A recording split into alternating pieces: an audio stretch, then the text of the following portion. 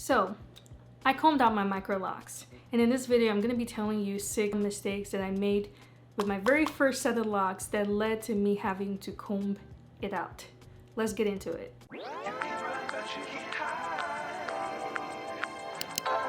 Hello and welcome to my channel. If you're new here, welcome, and if you're returning, I hope you've been well. As you can see from the title below, I combed out my barely 1-year-old MicroLocs. Yep, I did it.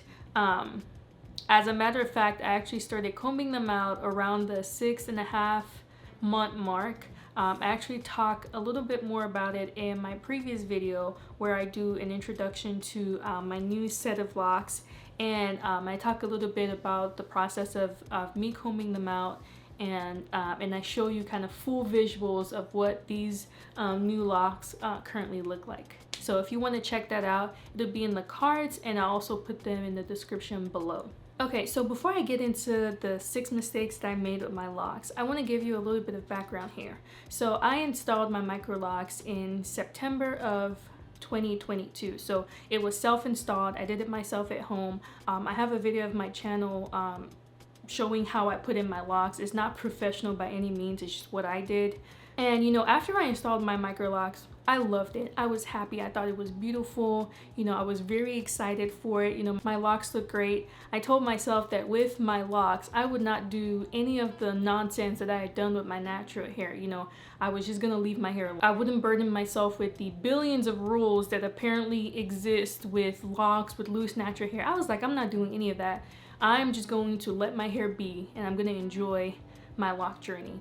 And that was, you know, I would say that was mistake number 1, is thinking that I was just gonna be able to do whatever and still have nice, beautiful, juicy locks that were doing what they were supposed to. And I ended up paying the price for it, which brings me to my very first lock mistake. So my first mistake was not braiding and banding. Now, if you're on YouTube or if you're doing some research on your locks, you're gonna see lots of videos where people say they're braiding and banding, or you're gonna see some videos where people are washing their locks and you see that they're braiding and banding.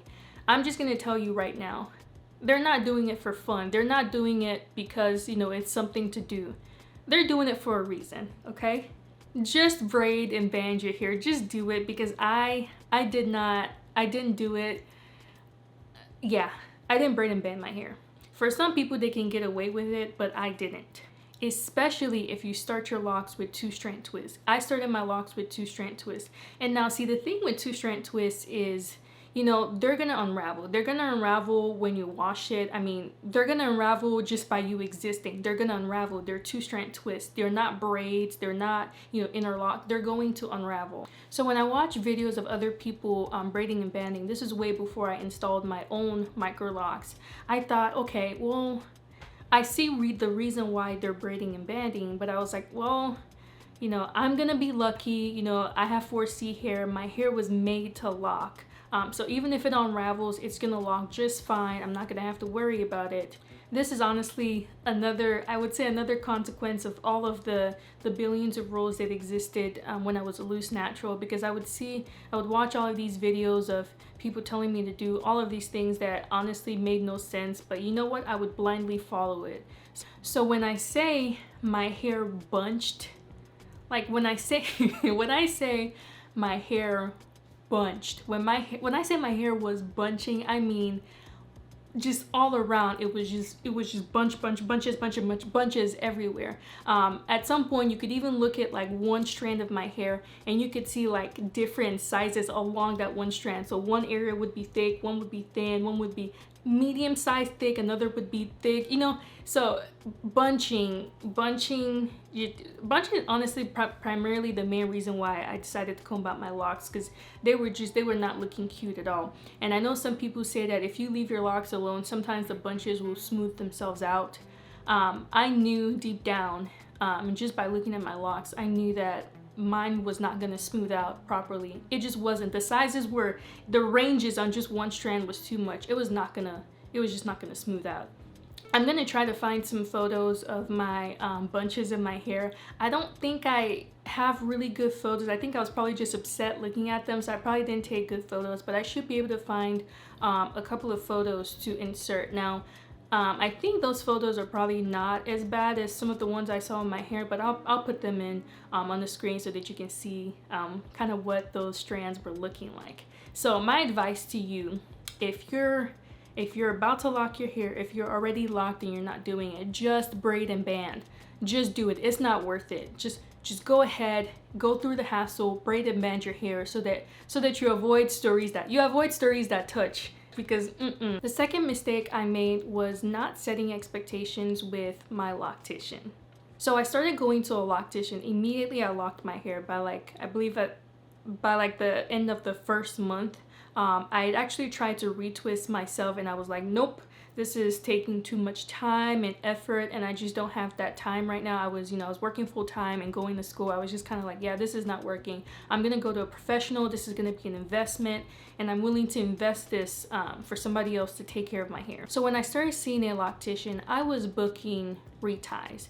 So at the time, I assumed that reties was, you would retie the hair and, pretty much assess the hair, do a general assessment, not necessarily fix any mistakes with the locks, just kind of assess the hair and, let the client or let me know if there's something that, needs some kind of help on my hair, if there's something that needs to be fixed. So not for her to fix it, just to kind of let me know, how my hair was doing.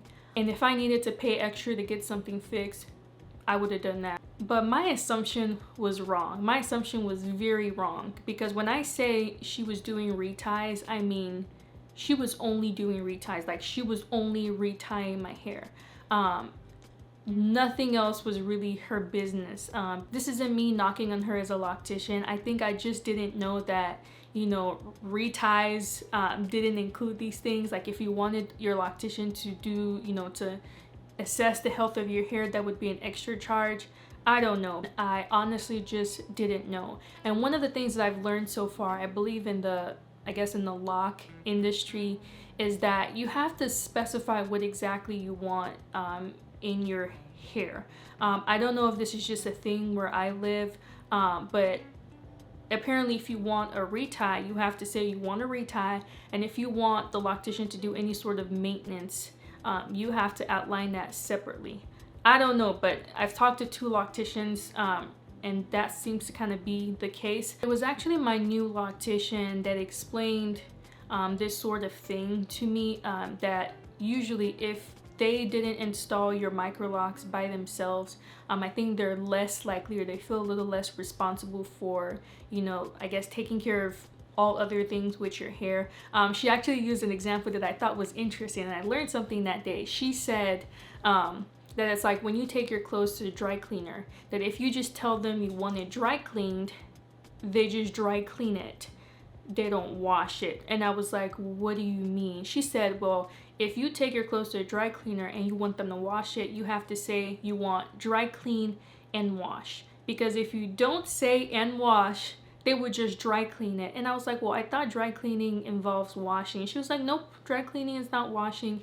And maybe at my big age, I'm supposed to know that dry cleaning is different from washing. I don't know. I don't have tons of fancy clothes, so I don't dry clean my clothes. Anyway, so this led to, within my first 6 months locked, I didn't really know that my hair had issues. Now, granted, it is kind of my responsibility to, assess my hair, look through my hair, make sure everything's going well.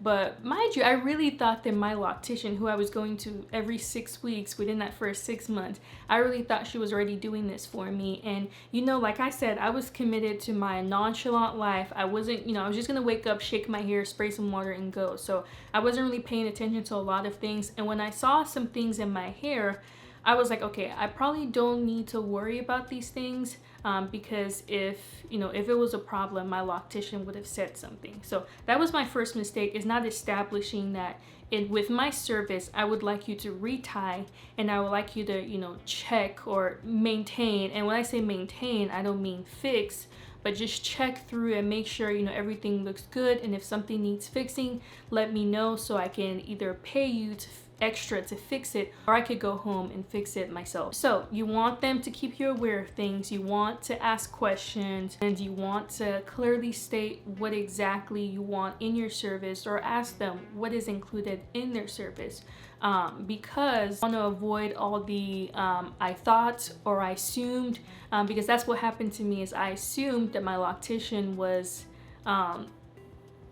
checking for all of these mistakes, and she wasn't. And if you start your locks yourself at home, depending on where you live, this is especially important, because if they didn't start your locks, they may not be as, I guess, as loving towards your locks. And I say this because I reached back out to my Loctician when I was starting to get worried about my hair, and I think she had pretty much said something like, you know, well, I didn't start your locks.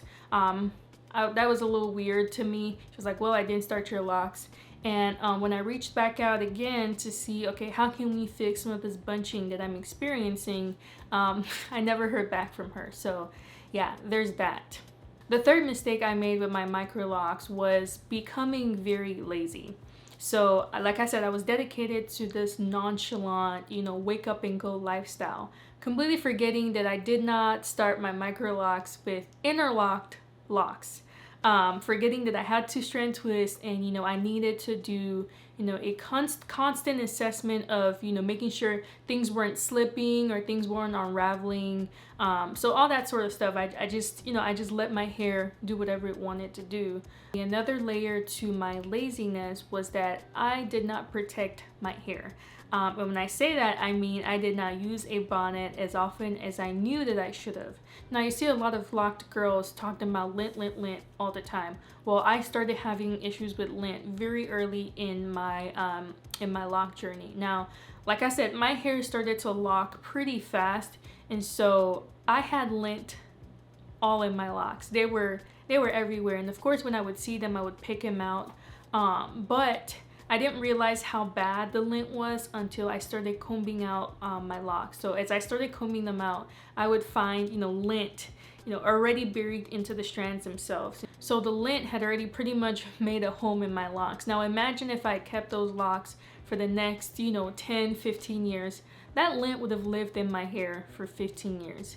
We don't want that. We really don't want that. So please do your best to protect your hair so that you do not have lint just, you know, getting comfortable and, you know, making a home in your locks. And I was really mad at myself because I knew I could have done better with, you know, putting a bonnet on or putting a scarf on. So please protect your hair.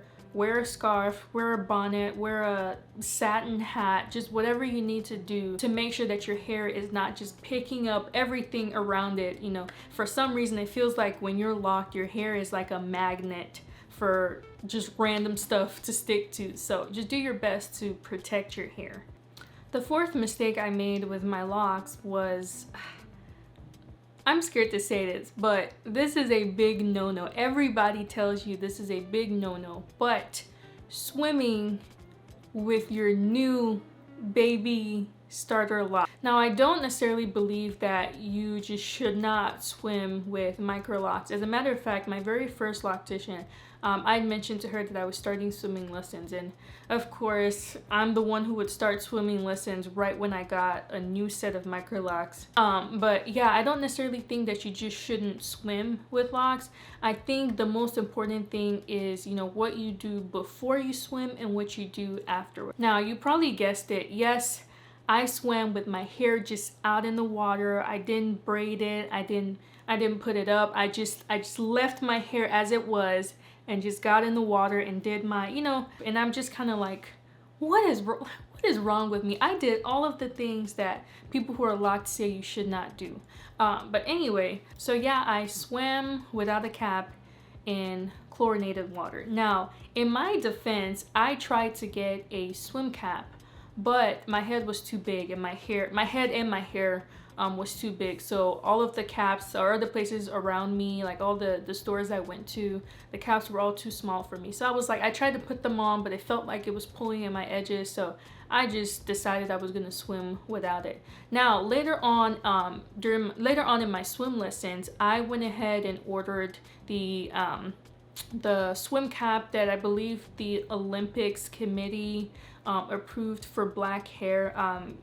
You may have heard about this at some point, that they had banned some kind of swim cap. I don't know if the word is banned, but you may have heard about it. But anyways, they went ahead and they approved that cap, and it's available for, you know, anyone to buy. So I went ahead and bought that cap, and I got to use that later on in my swim lesson. So when I used that, my hair was fine, but the damage had already been done from my initial, you know, my initial lessons.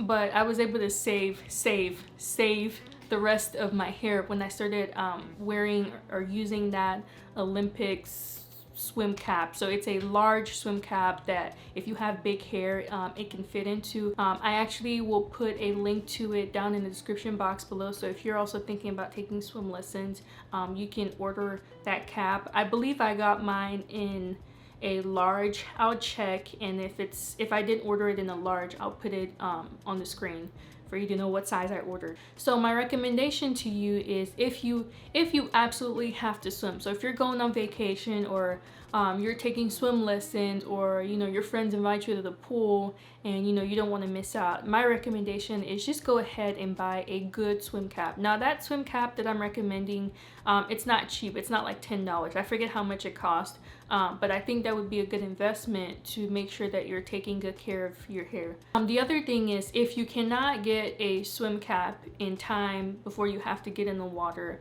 I would say at the very least, just braid and band your hair. At the very least, just braid and band like you would if you were going to wash your hair, so that you're not having, you know, the hair move in the water and unravel, and you're saving yourself from doing more work later on. The other thing I would recommend if you're not using a swim cap is to soak your hair completely in water before getting in the pool. So if you braid and band and then you go kind of stand under the shower and let your hair, you know, soak up the water, that also has some protective factors. Now I've seen some people on YouTube say you should put like conditioner on your hair, on your locks, that protects it.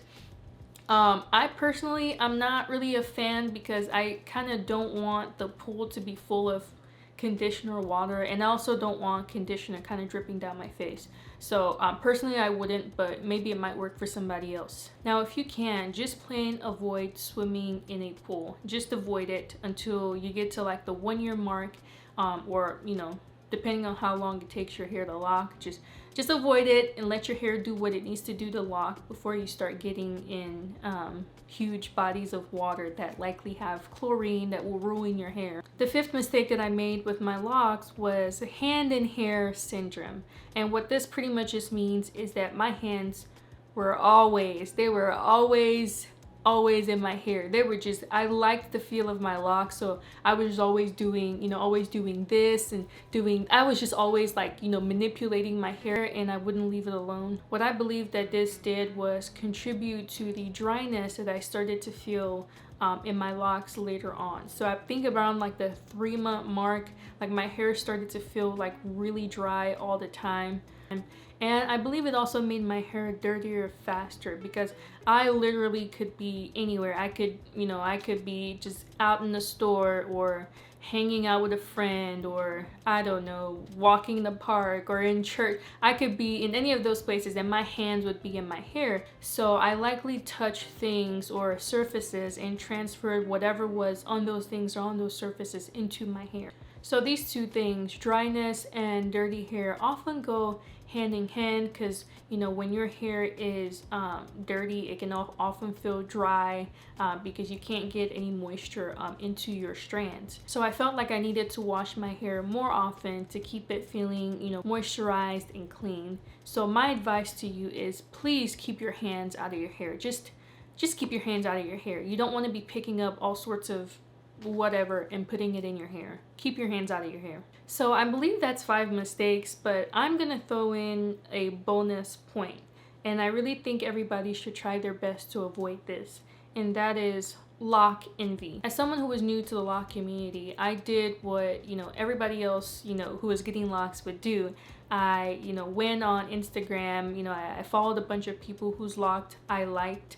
And you know, over time my For You page was just filled with women who were locked, and it was beautiful. It was very inspirational to see all of these women who were really enjoying their lock journey. At the same time, it can also cause you to, you know, start looking a little too hard at other people's locks or other people's journeys, or how their hair is flourishing and how, you know, their hair looks so beautiful and looks so different, that especially if you're in the beginning stages, you can start to think, okay, her locks look like this, and at this, you know, at the 8-month mark they looked like this, and you know, I'm at the 8-month mark, why do my locks not look like that? And before you know it, you'll start wishing that your locks looked like theirs. Now, you may not consciously think it, but at some point you'll find yourself ruminating over, you know, other people's locks and, you know, comparing yours to theirs. You know, there's that saying that goes, comparison is the thief of joy. You might be loving your locks one day, and then, you know, you see other people whose locks look, you know, they look stunning, and all of a sudden you wish you had a different set of locks. Now, I know that I definitely fell victim to that. I had that same issue of, you know, my locks were kind of looking weird and, you know, not looking okay, and I was like, well, all of these other people's locks look like that, why does mine not look like that? So I'll be honest and say I fell victim to the same thing. But it's very important that, you know, if you're just starting your locks, that you're cognizant that it is a possibility that you will start comparing yourself to others. So you got to do what you need to do to make sure that you're not, you know, you're not obsessing over other people's locks instead of enjoying what yours look like. So please realize that your locks look different from other people's locks because you are a completely different, completely unique, completely just, you're not them. You know, your hair type probably has different textures and composition and patterns, and your hair is going to do something completely different from what theirs is going to do. So just keep in mind that as long as your scalp is healthy, as long as you're healthy, just let your genes do what they do and let your hair grow. Alright, so if you're newly locked, just make sure you're braiding and banding. Make sure that you and your loctician are on the same page. Don't become lazy with your hair, especially in your first year. Now, after that first year, maybe first year and a couple of months, especially when your hair has locked and fully matured, you can rest then. But now you can't. Now you need to be on guard and making sure that your hair is doing what it should be doing. If you're going to be swimming, make sure you're swimming with proper hair protection, or better yet, just don't swim at all. Keep your hands out of your hair and know that comparison is the thief of joy, and you cannot enjoy what you have going on in your head if you're too busy looking at other people's. So if there's any of you who did some of the things that I mentioned, or if you did some of those things and just got lucky and your hair, you know, was just fine, please let me know in the comments below. If you're on your second or third set of locks, or even if you're on your first set of locks, what advice would you give to newbies? Because I'm also a newbie with my new locks, and if you have any advice to give me or other people, please put it in the comments below. I would love to hear what you have to say, because I'm not combing this new set out. Like, this is it. If I have to comb this out, I'm gonna cut my hair. That's gonna be it. If you found this video helpful, or if it's just been comforting to know that there's somebody else out there who's done all of the wrong things, please like this video and consider subscribing to my channel so that you can follow along with my new lock journey. Now, I don't know what the heck I'm doing, but we're gonna figure it out. So thank you for watching, and consider checking out my next video where I talk about 3 things that you seriously need to consider if you're thinking about combing out your locks. I hope you all have a great week, and take care.